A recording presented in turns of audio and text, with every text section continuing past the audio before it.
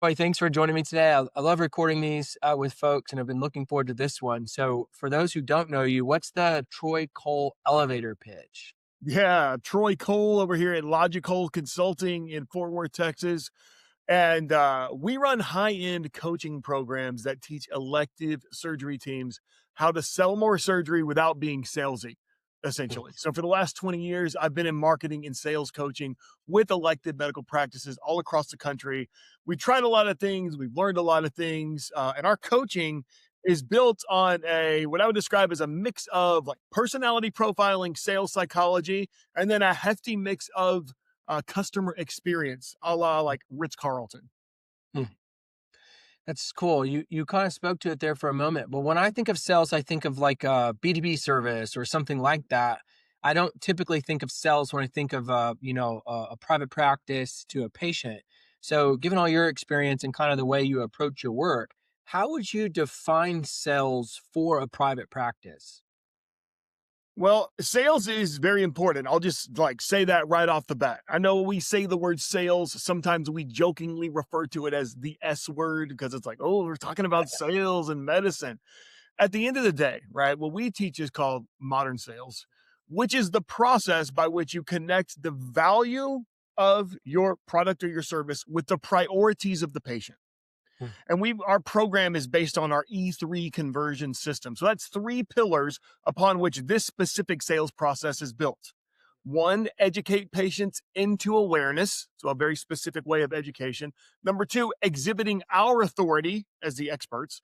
And then three, empowering patients to make the decision that is right for them. So hmm, when we think about sales in a practice like yours, every single patient coming in has different priorities. And so your product, right? That's like your procedure, your process, your surgeon skill set, all the different parts that comprise your product must connect to the priorities of the patient in order for them to understand the value that they receive by choosing you. So it's not a hey, let's like wheel and deal Sunday, Sunday, Sunday. Let's push and let's like try to talk somebody into doing it. It really is more of a display of our expertise and our willingness to walk with the patient where they need to go while we help them understand and create a framework in order to make the right decision. wow, that's really good. You've done this for almost 2 decades. You've worked with, dozens, if Sure. not hundreds of practices. What are some of the most common themes or common hurdles that you find when you start working with practices related to this idea of sales and some of the things that you just shared? Yeah, let me talk through a few of those. So, number one, very, very common. They practices sometimes feel like there's a dichotomy between sales and customer experience. Hmm, Like they're two different sides of the balance, right? It's like, oh man, I got to balance uh, doing the sales part with also giving good customer experience. If we get too heavy on the sales, customer experience goes down. If we get too heavy on customer service, we can't do any good sales. That could not be further from the truth. When it's done properly, a great customer experience is a fantastic sales experience. Those two feed each other. If you think about Ritz Carlton, you think about Disney, think about Nordstrom, they've created amazing customer experiences that make you want to give them money. hmm, You would not describe any of those brands as like, oh, they're really salesy, right? It's a salesy buying experience for me. No, it's not. The customer service leads to the sale. The same thing can happen in your practice. All hmm, right, number two, uh, thinking that somehow the idea of sales is disrespectful to the patient or somehow it's serving the patient poorly. And the way that this manifests, I see this a lot as well, is it's like, well, it's the patient needs to decide. The patient's the one in charge. I don't want to push them in a certain way. And they need to figure it out for themselves, right? Again, that is so far from really what our responsibility is. Okay. Zooming out a little bit, I want you to think about the fact that everybody is always selling something. Okay. Right. Like you sold your kids on eating their veggies last night. You sell your coworker on why they should trade off days with you, whatever it is. And even a brain surgeon is going to sell his or her patient on treating the grapefruit sized tumor in their brain.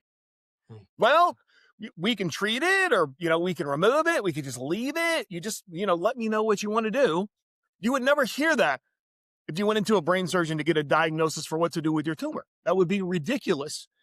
You would say, no, doctor, you tell me what to do. You're the expert. I get the problem. I don't know how to solve this. What should I do? Help me understand. Walk me through this, right? Patients do not have the solution to their problem, whether you're in the vision game, cosmetic surgery, dental, whatever it is. Like, patients can't solve whatever problem they need fixed. They don't have the fix. That's why they reached out in the first place.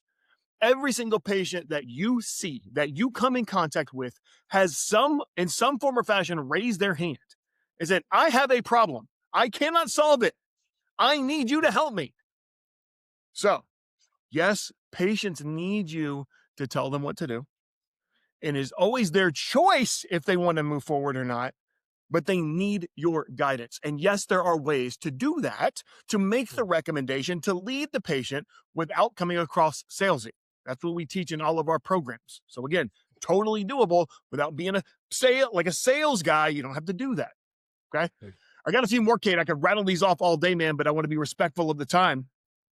Yeah, that's really good. Well, let's transition to the last question, which is, Yeah. where do you have practices start, right? So someone hasn't taken this serious for a really long time. They probably can't do everything, all in one day, get their whole staff trained, educated, readjusted, whatever. So where do what are the top kind of 1 to 3 priorities that you have a practice start if this isn't a change that they need to make internally? Well, it's probably no surprise that I would say coaching is a big one, right? And like, that's what we do. We've seen why it's so important. But your greatest asset is your people.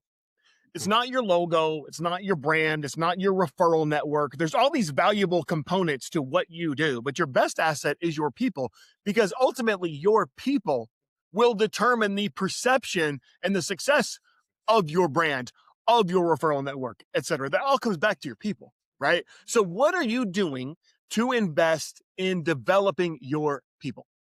That's why we got in the coaching game in the first place, right? And I come at this from somebody who spent over 6 figures on coaching for just me over the year, right? I know personally how beneficial this has been in my life, in my business. And so we said, let's go all in on this for our clients. We did that about 5 years ago, and it has been fantastic. So look, you don't have to come do coaching with us. There are other people out there, but the big takeaway I want from you is, like, am I investing in my people? Am I spending a portion of our dollars, a little sliver of our marketing budget, and getting my team coaching, learning new skills, improving their mindset, building their confidence? What are we doing to invest in that? Because if you are not, you are leaving tons of opportunity on the table. So that's number 1. Number 2, remember who the hero is. Just remember who the hero is in the patient journey. You've heard the concept of the hero's journey in storytelling. One of the most common approaches to a great story, right? Star Wars, Hunger Games, Lion King, Wizard of Oz, all these different movies follow a hero's journey arc where someone's in an ordinary world. They get called to adventure.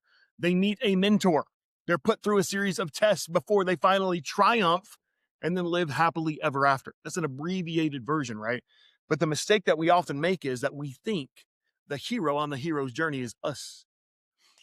I've got the technology. I got the awesome surgeon. We got the stuff. We solved the problem. We're the hero. Totally makes sense why you would think that, right? But this is not our story. It's Mrs. Smith's story. It's Mr. Jones's story. They are the ones on the path. They are the ones fighting the battles and going through the hero's journey. So big takeaway for you today, man. Just going into your practice and saying, look, are we treating ourselves like we're the hero in the patient's story, or are they the hero in their own story because they're making these decisions? And you might think, like, well, Troy, this sounds a little, this is really, you're kind of giving us a story analogy. Does it really matter? We're just doing surgery here, right? And the answer is yes. It matters because it gives you, when you think about this, the patient is the hero. The patient is Luke Skywalker. I'm Yoda. The patient is Dorothy. I'm Glinda the Good Witch. Right? When you think about that, it gives you a vastly different perspective on what they're going through. It gives you more empathy about what they're going through, what they're thinking through, where they're getting hung up, which puts you in a much more powerful and useful position to actually serve your patients, walk them through their comfort zone, and hit that triumph point in their hero journey. All right. Patients are the heroes. We are the guides. Let's go out there and make something happen. Really good stuff, Troy. Two questions. Where's the best place for someone to follow you online? And then you have a really great weekly email newsletter. And so, where's the best place for folks to sign up for that? So, best place to follow you online, and easiest way to sign up for your email newsletter. Yeah, definitely. So on socials, pretty active on Instagram and on LinkedIn. You can find me. Just search Troy Cole. My Instagram handle's tcoletx. I don't know what my LinkedIn is, but go find me. All right. My website, troycole.com, TROYCOLE.com. It's where we post our podcast. We've got the newsletters Cade was talking about. You can sign up for the newsletters there. Yeah, if you like this energy, and you like a little bit of storytelling mixed with takeaways and principles and aha moments that you can take and share with your team and start creating change right now, head over there, sign up for the private email list, and look forward to seeing you in your inbox.